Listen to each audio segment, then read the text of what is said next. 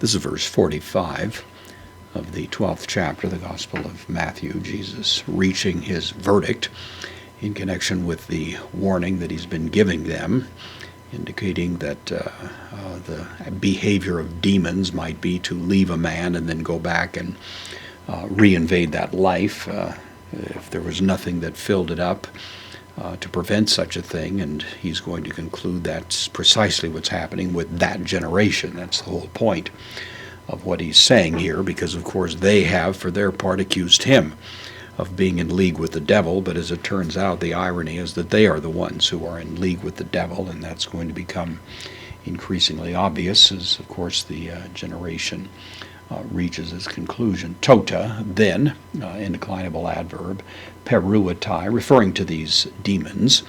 This is the third person singular. Present, active, indicative, middle in form, active in meaning, so he or it, the demon, and it goes, kai paralambane.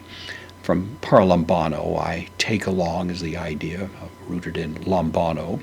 So he goes and takes along, meth, from meta, means with, takes the genitive here, so with himself, the reflexive pronoun. Goes and takes with himself. Hepta, adjective, means seven. Hetera, seven other.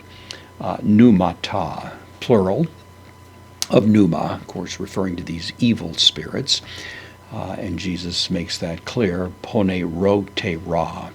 This is the comparative of poneros, which means evil. The otera there at the end gives the idea of a comparison, so more evil.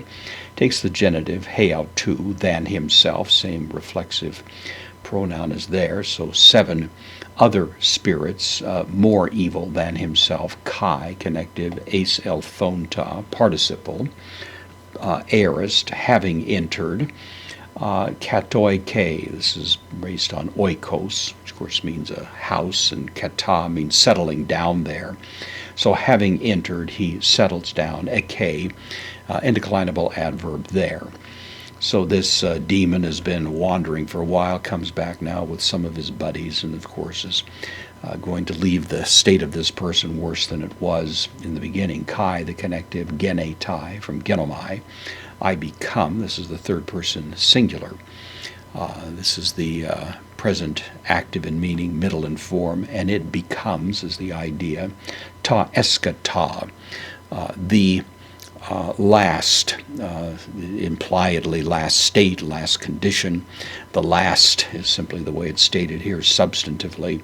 The last two, genitive singular article, anthropu, of the man, so the last of the man, the last condition of the man. A kenu, demonstrative pronoun modifying man, of that man. Kerona. This is a word that means worse. It's based on a root keron, which means worse. And so it's agreeing here. It's in the